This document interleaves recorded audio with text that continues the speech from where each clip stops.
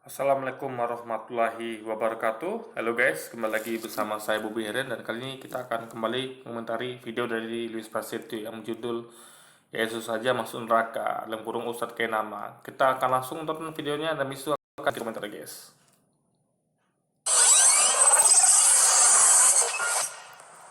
Bagaimana masuk surga? Kau punya Tuhan Yesus saja masuk neraka gimana?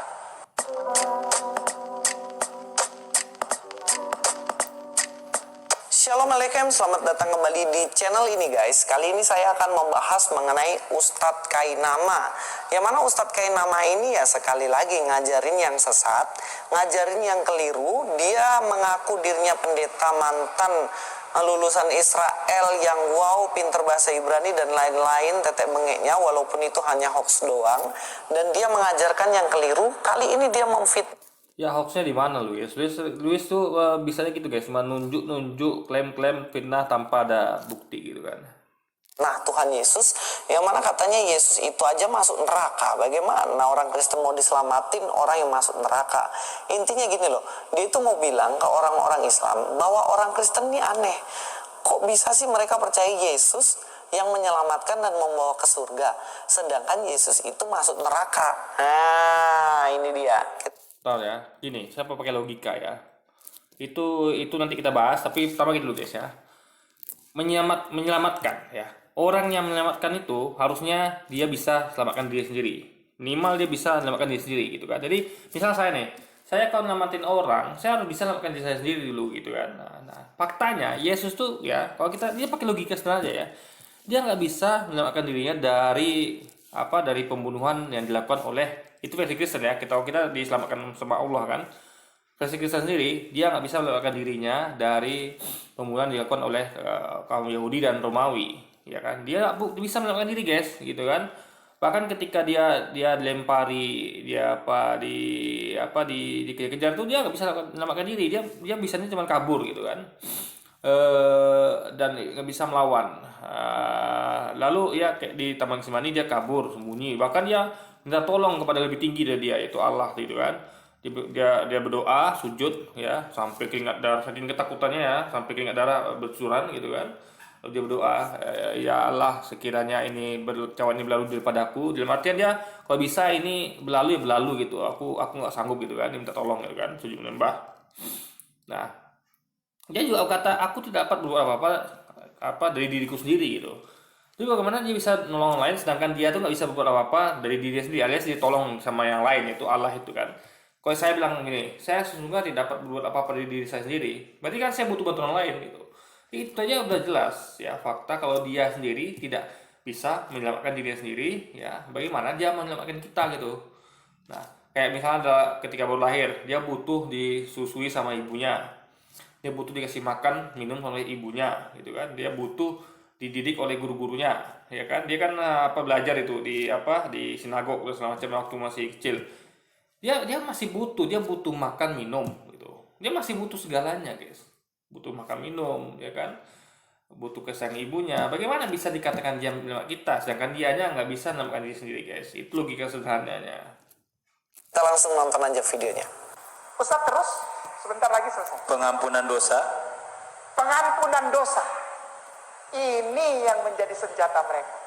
Engkau jadi Kristen, engkau mengakui Yesus Kristus Tuhan dan Juru Selamatmu, semua dosamu diampuni, engkau masuk surga. Dijamin, gitu kan? Gitu kan? Omongannya gitu. Tidak ada agama lain yang bisa menjamin engkau pasti masuk surga. Kalau Islam itu masih insya Allah katanya. Kalau ini pasti masuk surga. Bagaimana masuk surga? Kau punya Tuhan Yesus saja masuk neraka gimana? Kan tadi diomongin. Kau jamin orang masuk surga, pengampunan dosa. Nah Yesusnya ada di neraka, kok gimana? Ini gimana bos? Ayolah, Ustaz boleh terus. Ustaz kayak nama ini gimana? Bentar, ini Luis nggak nyampe lengkap. Itu kesalahan Luis ya. Dia potongan ceramah tuh dipotong-potong dia guys dan sampaikan lengkap gitu. Jadi itu ada poin sebenarnya itu yang dia tidak sampaikan di sini gitu. Apa yang masuk sebagai nama Yesus ada di neraka gitu kan. Itu yang Luis ini yang apa namanya? Yang licik topan saya sebut itu ya. atau yang nggak ngerti, potong-potong video tuh nggak boleh gitu loh, ya kan? Jadi orang tuh nggak lihat utuh videonya. Kayak saya nih, saya tampilkan video Luis apa adanya. Dari A sampai Z, dari awal sampai akhir saya tampilkan dan saya komentar gitu. Itu baru fair namanya. Bukan seperti Luis yang biasa potong-potong, yang main juga ada potong videonya siapa itu si Gigil apa Goldean itu kan, dia potong kira kita nggak tahu orang itu udah betang apa gitu kan. Itu yang Luis ini yang apa dia liciknya itu ya guys. Ini bisa masuk ke surga sedangkan Yesus saja masuk neraka. Masih yakin Ustadz kayak nama ini lulusan S3 Israel jago bahasa Ibrani? Kalau saya sih ogah percaya guys. Gini lah, kalau di dalam Alkitab sendiri sebenarnya udah clear nih ya, udah dijelasin bahwa Yesus itu dia terangkat ke surga. Dia terangkat ke surga, dengerin ya. Dia terangkat ke surga, bukan masuk neraka. Dapat dari mana ajaran itu? Kisah Para Rasul 1 ayat 11, dan berkata kepada mereka, hai orang-orang Galilea, mengapakah kamu berdiri melihat ke langit? Yesus ini yang terangkat ke surga, meninggalkan kamu akan datang kembali dengan cara yang sama, seperti kamu melihat dia naik ke surga. Nah, ini kisah para rasul ini perlu kita kritisi guys ya. Nih, coba dilihat ya, nih. Coba kita lihat komentarannya, sama seperti kamu lihat dia naik surga. Nih, ya. Ini perlu kita kritisi ya. Gini, kalau kita misalnya nih ya, kita misalnya lihat orang tuh jalan ke arah apa dia orang naik ke langit lah ibaratnya gitu kan. Nah, di langit itu kan ada banyak tuh. Ada planet Mars, planet Merkurius, bulan, bintang matahari. Nah, apa kita lihat orang tuh misalnya naik ke atas? Pandang kita kan terbatas tuh. Ketika ada orang naik ke atas ya, gitu kan, ada pandangi. Anda bisa sebut nggak dia tuh ke matahari atau dia ke bulan? Nggak bisa, sebelum Anda pastikan memang dia ke sana. Dan matanya tidak sangat menandang guys. Kecuali Anda menengok pakai teleskop bintang gitu. Zaman dulu nggak ada teleskop bintang, nggak ada ya, teleskop nggak ada. Bagaimana bisa dia memastikan itu Yesus itu pergi ke surga, gitu kan? Kalau dikatakan seperti kamu melihat dia naik ke surga, orang ini nggak melihat dia naik ke surga, orang tuanya melihat dia naik ke atas guys. Karena pandangan manusia terbatas, itu yang perlu kita kritisi. Jadi ini jelas. Makanya saya kurang percaya dengan kisah-kisah para rasul, karena itu adalah kisah yang dituliskan para rasul ya, tanpa ada ucapan Yesus. Ini Yesus tidak ada ngomong sama sekali di sini, gitu kan? Jadi makanya yang kita percaya itu hanya kata-kata Yesus, yang mana itu para pakaian itu hanya dia kira itu hanya 80%. Sisa itu semuanya itu seperti ini kata-kata kisah para rasul gitu kan. Jadi mereka mengatakan bahwa kamu melihat dia naik ke surga. Bagaimana kita bisa melihat orang naik ke surga? Emang surga itu kita tahu di mana? Kan? Nah, jadi jangan ketika Yesus misalnya terangkat ke atas, kita langsung katakan melihat dia naik ke surga. Yang kita lihat adalah dia naik ke atas. Tujuannya, kecuali kalau Yesus bilang, saya akan ke surga. Kalau kita berkatakan, Yesus bilang dia mau pergi ke surga, itu baru fair. Kalau kita bilang, misalnya ada orang ke atas, atau tengoklah, misalnya ada kayak pesawat ulang-alik ke atas. Kita dengan PD mengatakan, dia akan ke Mars, dia akan ke bulan. Ya kita nggak tahu kalau nggak si astronot itu bilang, dia mau kemana gitu guys. Itu loh logika saudara berpikirnya. Ini aja udah absurd nih guys. Perhatikan nih loh, dikatakan dalam kisah para rasul ini, hei kamu, itu loh Yesus itu terangkat ke surga, dan nanti dia akan datang seperti ketika dia terangkat ke surga. Terangkat ke surga dikatakan situ, bukan masuk ke neraka. Nah ini Pak mantan pendeta Ustadz Kainama. Nah makanya ceramah Ustadz tadi disampaikan utuh biar kita tahu Ustadz Kainama tuh pakai dalil yang mana gitu loh guys. Jadi Luisnya dia apa ya, dia seperti menutupi sesuatu gitu ya kan. Itu yang perlu kita pahami guys. Mengatakan Yesus masuk neraka. Nah ini membuktikan bahwa dirinya tidak mengerti sama sekali tentang. Ini membuktikan kalau Luis itu menyembunyikan sesuatu ya, tidak mau menampilkan utuh potongan ceramahnya. Lalu dengan itu dia mengklaim kalau Ustadz Kainama nih tidak ngerti Alkitab gitu. Nah gimana kita bisa mengkaji kalau disampaikan utuh sama Ustadz Kainama gitu kan? Ajaran Kristen, tapi sotoy dan mengajarkan ajaran Kristen. Dalam 1 Petrus 3:21-22 dikatakan, juga kamu sekarang diselamatkan oleh kiasannya, yaitu baptisan, maksudnya bukan untuk membersihkan kenajisan jasmani, melainkan untuk memohonkan hati nurani yang baik kepada Allah oleh kebangkitan Yesus Kristus yang duduk di sebelah kanan Allah setelah ia naik ke surga, sesudah segala malaikat, kuasa dan kekuatan ditaklukkan Nah, coba ya. Nih. Coba kita baca bab ya. Ini membuktikan Yesus bukan Allah ya. Yesus yang duduk di sebelah kanan Allah. Kalau saya duduk di sebelah kanan Allah, berarti saya bukan Allah ya. Saya duduk di sebelah kanannya Louis, berarti saya bukan Louis. Jadi Yesus ini bukan Allah sekali lagi. Nah, lalu ya, kuasa dan kekuatan ditaklukkan kepadanya. Berarti dia nggak punya kuasa dan kekuatan, guys, sebelum ditaklukkan kepadanya. Artinya dia diberikan gitu, ya kan? Diberikan kuasa dan kekuatan itu. Itu makanya tepat dikatakan, aku tidak dapat berbuat apa dari diriku sendiri gitu. Ini jelas dia nih bukan Tuhan, guys. Tuhan itu seharusnya dari awal udah punya segalanya, nggak diberi gitu, ya kan?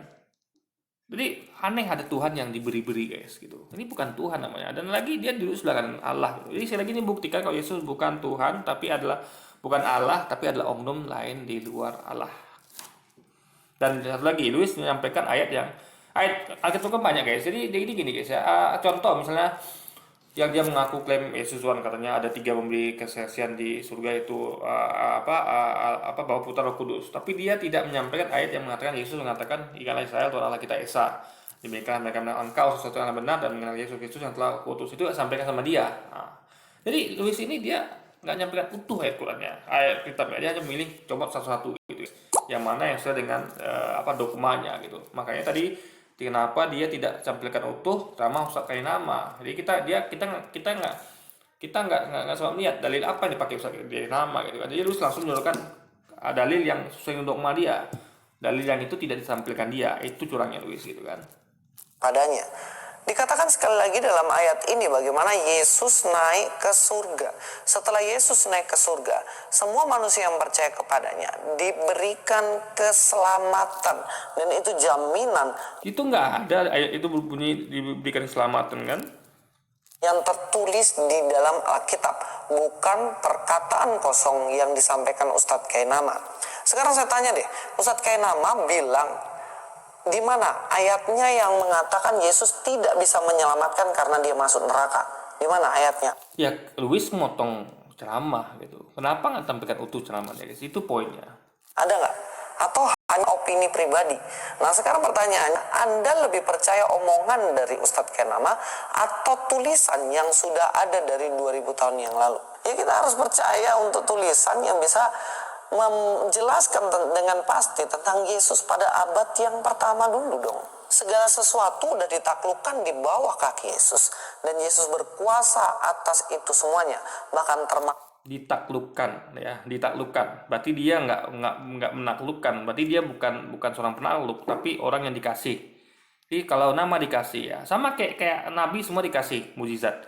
Nah, Muhammad dikasih kekuasaan di bumi untuk jadi khalifah di Mekah, guys ya. Juga para presiden khalifah lainnya itu kan diberi kekuasaan di bumi gitu kan. Jadi dan ya, Yesus nanti dan juga kedua belas pasukan Israel itu diberi kekuasaan nanti di di akhirat ya, untuk menghakimi kedua belas suku Israel. Kan Yesus katakan ya, ketika anak manusia berdiri bersemayam di atas tahta kemuliaannya, kalian kedua belas suku Israel akan ikut bersama aku untuk menghakimi kedua belas suku Israel. Berarti kan kedua belas suku Israel itu diberi kekuasaan untuk menghakimi kedua belas suku Israel. Jadi itu kalau orang namanya diberi itu, guys, itu berarti dia nggak punya kuasa sebenarnya.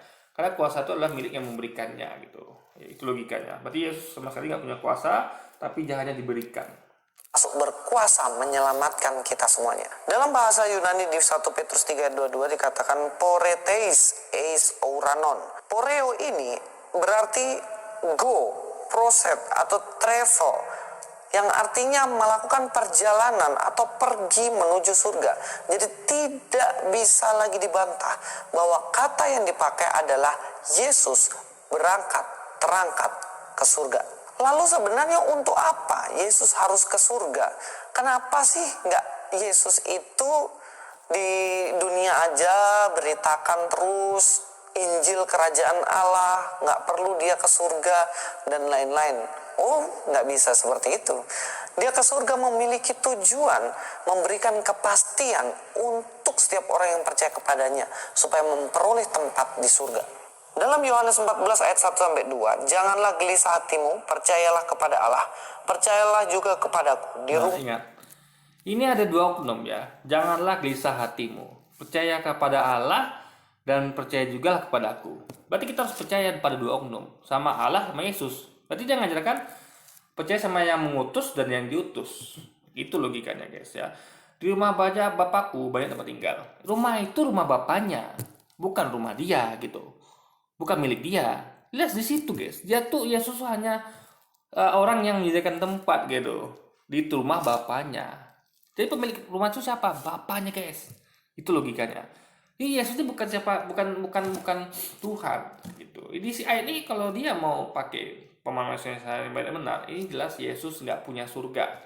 Ya, Yesus nyuruh kita percaya kepada Dia dan kepada Bapaknya atau Tuhannya guys, atau Allahnya gitu. Bapakku banyak tempat tinggal. Jika tidak demikian, tentu aku mengatakannya kepadamu, sebab aku pergi ke situ untuk menyediakan tempat bagimu. Dikatakan, percayalah kepadaku dan percaya kepada Allah, bahwa di tempat Bapa, di surga situ banyak tempat. Di tempat Bapakku, Luis, bukan tempat Bapak aja, Bapakku, dia punya Bapak ya. Yesus datang ke surga terlebih dahulu untuk menyediakan tempat bagi kita. Sehingga ketika kita sudah mengakhiri hidup kita, kita sudah selesai, finish di dunia ini, maka kita akan dibawa ke surga bersama dengan Tuhan selamanya di sana. Nah, dibawa ke surga dan keadaan apa? Hidup kan? Nah, sama kayak Yesus juga dibangkitkan ya. Dibangkitkan. Jadi orang yang mati dan dibangkitkan itu bukan Tuhan. Kita juga nanti akan dibangkitkan, dibawa ke surga dalam keadaan hidup, artinya dibangkitkan gitu.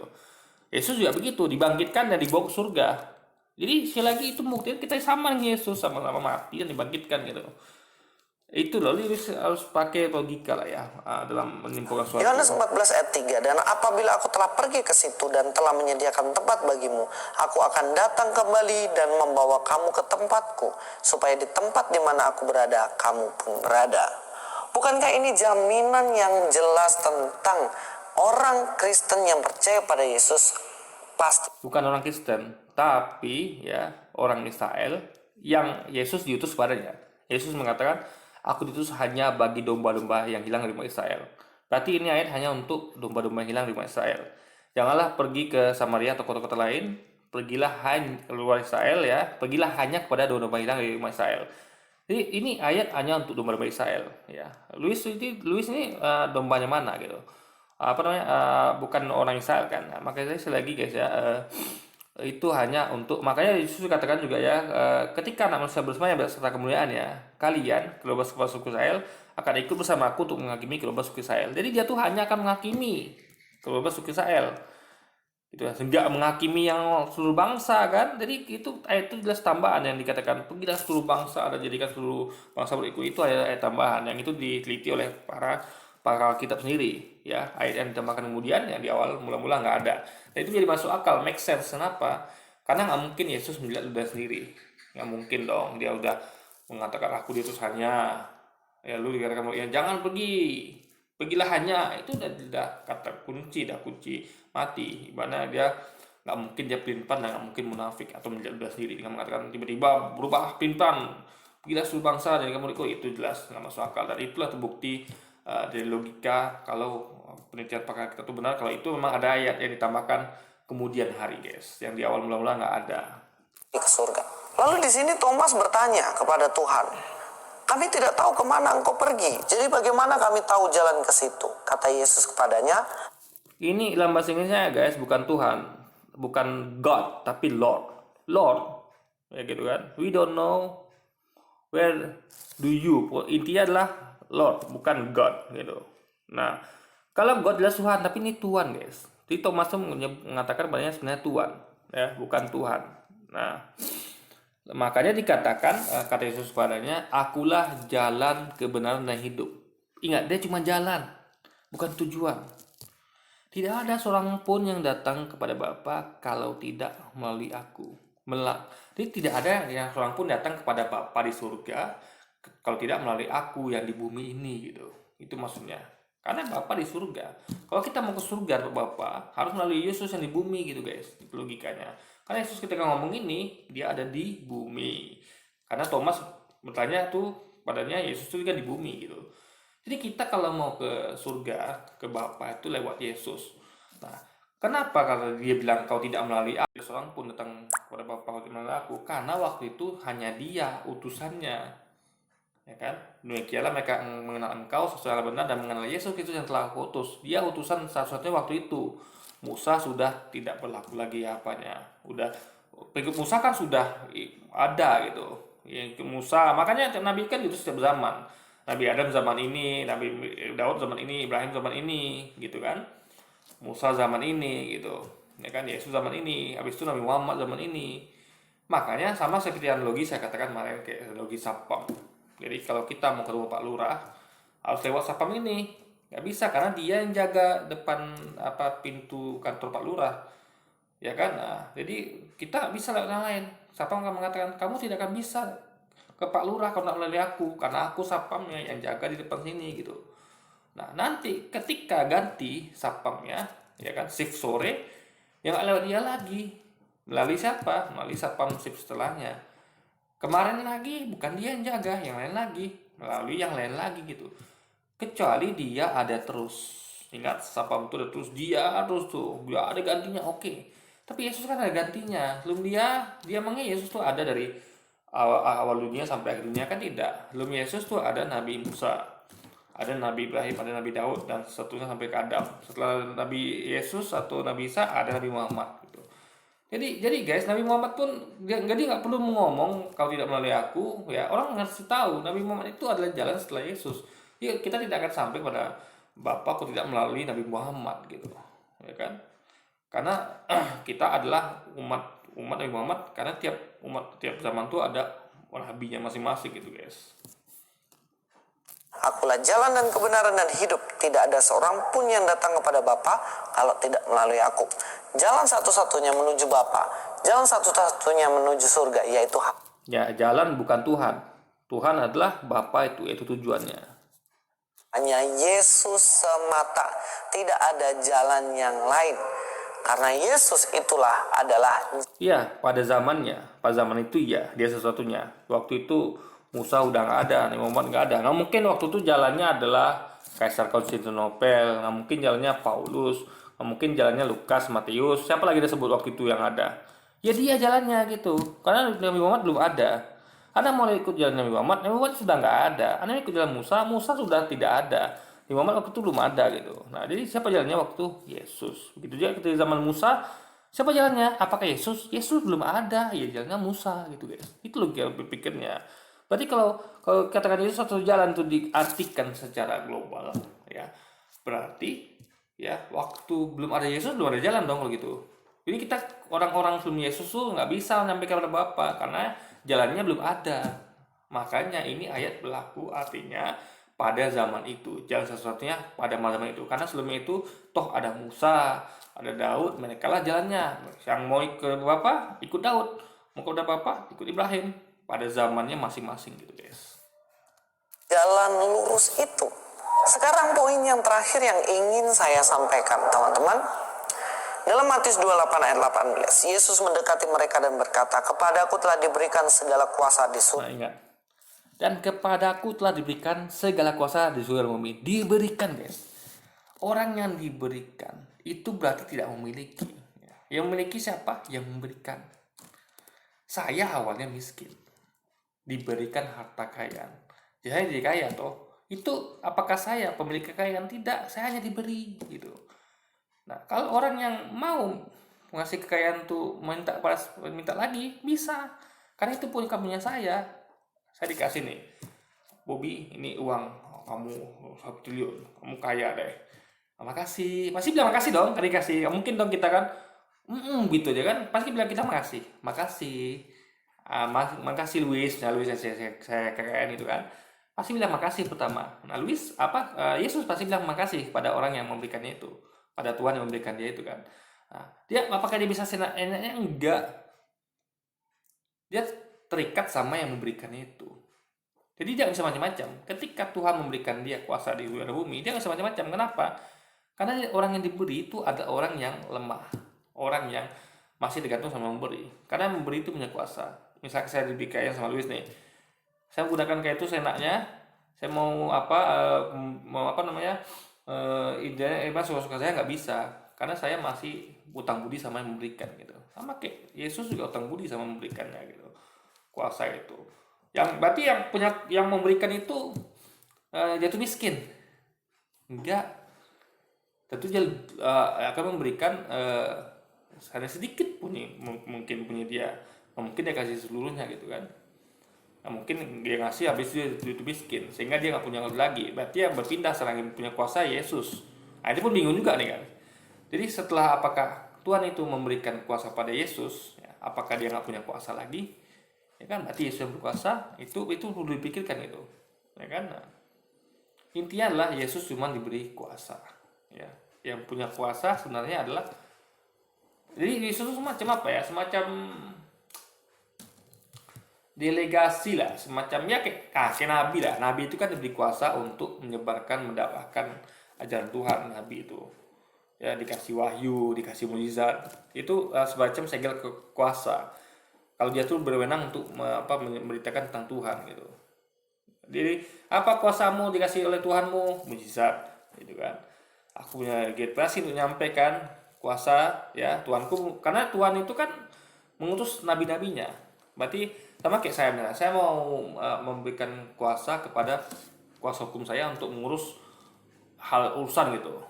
Dia berkuasa karena saya udah memberikan kuasa itu pada dia gitu. Apakah saya nggak punya kuasa? Masih punya kuasa. Dia tuh hanya saya pinjamkan kuasa itu guys. Memberi kuasa dalam artian meminjamkan kuasa. Jadi ketika saya tarik lagi, urusan kamu udah kelar, kamu yang kuasa yang saya berikan pada kamu untuk ngurus yang hal-hal ini, saya tarik lagi, kamu nggak punya kuasa lagi. Selesai. Itu yang daripada Yesus guys. Jadi kalau yang memberikan dia kuasa itu minta suatu waktu kuasanya, ya dia nggak punya kuasa lagi gitu guys. Surga dan di bumi. Mari kita berpikir. Tapi faktanya ya, nih ya, ketika ini faktanya ya, jadi kita ngomong fakta lagi. Ini kan Yesus ngomong ketika dia masih ada di bumi, ya waktu itu sebelum dia disalib. Nah, Yesus mendekati mereka dan mengatakan, kepadaku telah diberikan segala kuasa di surga dan bumi. Nah ini pun aneh guys. Yesus mengklaim telah diberikan segala kuasa di surga dan bumi.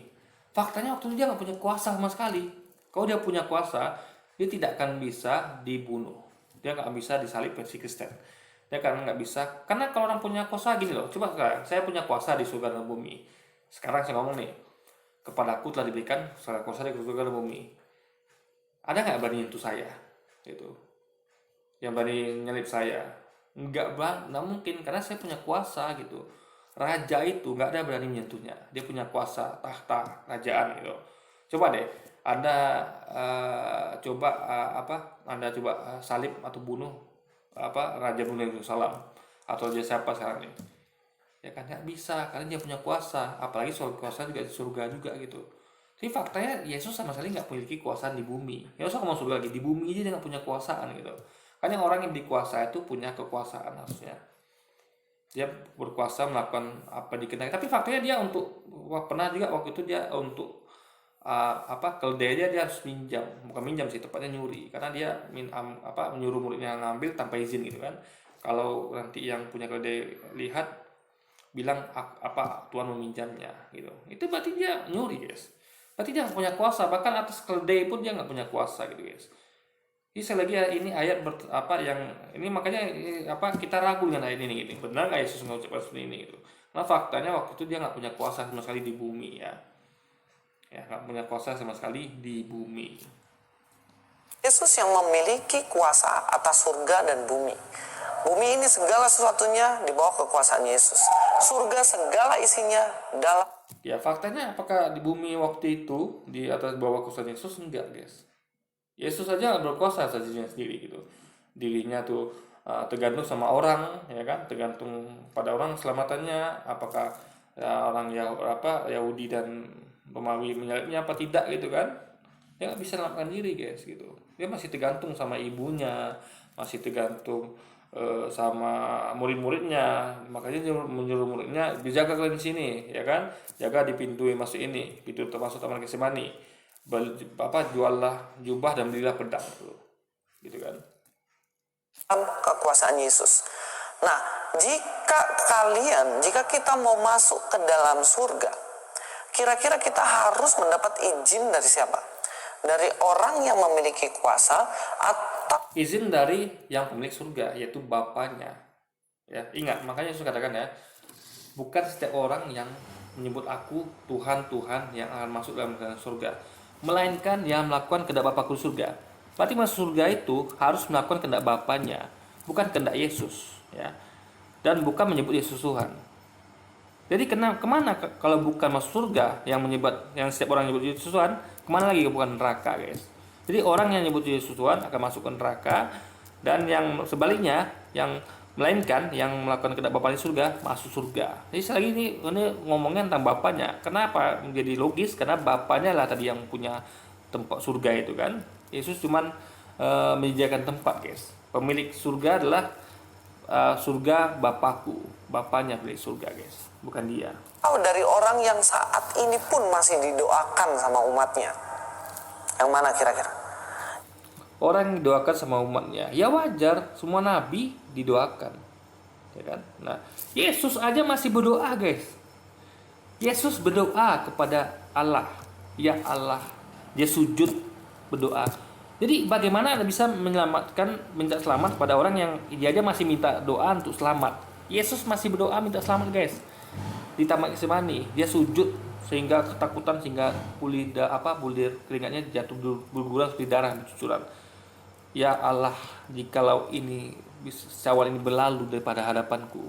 Itu dia minta keselamatan gitu. Saking takutnya dia. Nah, jadi bagaimana Anda bisa minta selamat kepada orang yang masih berdoa minta selamat kepada Tuhannya, guys? Itu logikanya. Orang yang masih diberi gitu. Ya kan? Ya jelas yang memiliki kuasa dong. Orang yang memiliki kuasa akan mengizinkan, ya udah kamu masuk ke dalam surga, kamu enggak. Kamu masuk, kamu enggak. Karena dia memiliki kuasa itu. Yang memiliki kuasa siapa? Yesus semata. Jadi ketika kita mau masuk, Yesus semata. Berarti orang yang memberikannya kuasa nggak punya kuasa lagi gitu. Jadi Allah yang memberi kuasa dia nggak punya kuasa lagi gitu. Ini kan aneh gitu, guys. Saya memberikan kuasa kepada kuasa hukum saya untuk mengurus ini, bukan berarti saya nggak punya kuasa. Saya hanya melimpahkan kuasa itu kepada dia. Nanti saya bisa coba sewaktu-waktu, guys. Dan ingat, pemilik surga bukan Yesus, tapi Bapaknya, guys. Itu yang perlu dipahami lagi. ke surga itu, Yesuslah yang bisa mengizinkan karena dia yang memiliki kuasa itu. Jadi kesimpulannya apa yang dikatakan oleh Ustadz Kainama hanyalah omong kosong semata. Bagaimana dia mengatakan Yesus gak bisa menyelamatkan karena Yesus sendiri saat ini sedang di neraka, itu jelas keliru 1000%. Karena faktanya Yesus Faktanya Luis tidak mau menunjukkan ceramah lengkap dari Ustadz Kainama, itu faktanya. Sehingga kita nggak tahu dalil apa yang dipakai Ustadz Kainama. Lalu tiba-tiba ada Luis menunjukkan dalil yang ngaco, guys. Yang sama sekali menunjukkan Yesus bahkan Yesus bukan Tuhan gitu. Tuhannya siapa? Yang punya surga siapa? Bapaknya Yesus, ya. Bapakku adalah pemilik surga. Bapak surga Bapakku gitu. Jelas Yesus bukan, dan Yesus juga diberi kuasa, ya. Bukan dia pemilik kuasa itu, guys. orang ada di surga, dia memiliki kuasa atas surga sepenuhnya. Mari kita percaya kepada Yesus sepenuhnya, karena Yesuslah jalan keselamatan dan hidup itu. Sampai ketemu di video selanjutnya. Ya, kita percaya Yesus. Umat Islam percaya sama Yesus, tapi sebagai nabi. Dan percaya pada kata-katanya. Dia mengatakan, sesungguhnya aku dapat mengatakan seluruhnya kepada kalian. Tapi aku akan meminta kepada Bapakku seorang penolong yang lain, ya, yang akan mengatakan kepada kalian apa yang didengarnya dan apa yang dilihatnya, dan dia akan memberitahukan pada kalian hal akan datang. Nah, Yesus menyuruh kita untuk mengikuti itu, guys. Penolong yang lain. Jadi ada Mesias yang lain, seorang penolong yang lain. Jadi kita harus ikuti dia. Siapa dia itu? Yaitu Nabi Muhammad SAW gitu. Karena Yesus belum dapat mengatakan seluruhnya pada kalian gitu. Karena dia sudah kenapa? Dia diburu diubar-ubar sama kaum Yahudi dan Romawi gitu kan. Nah itu, guys, logikanya. Di sini dan Oke, jadi mungkin sekian dulu video kita kali ini, guys. Sampai jumpa lagi di video-video selanjutnya. Wassalamualaikum warahmatullahi wabarakatuh, guys.